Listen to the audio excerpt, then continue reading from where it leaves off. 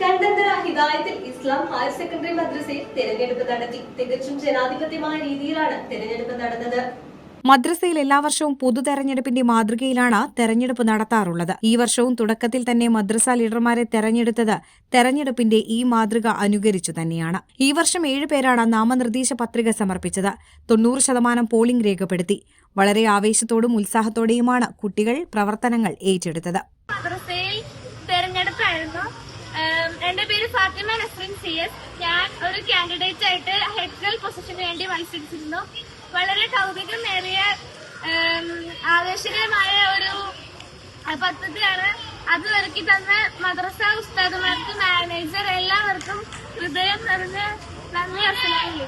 വർഷം തോറും ഹിദായത്തുൽ ഇസ്ലാം higher secondary മദ്രസയെ leader സ്ഥാനത്തേക്ക് തെരഞ്ഞെടുക്കുന്നത് വോട്ടെടുപ്പിലൂടെയാണ്.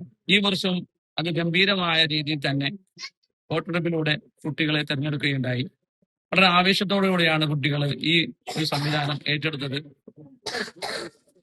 ഈ പദ്ധതി കുട്ടികളുടെ ഉത്തരവാദിത്വബോധവും സംഘടനാ ശേഷിയും വളർത്തിയെടുക്കാനുള്ള ഒരു സംവിധാനമാണ്. അള്ളാഹു എല്ലാ കാര്യത്തിലും അനുഗ്രഹിക്കട്ടെ.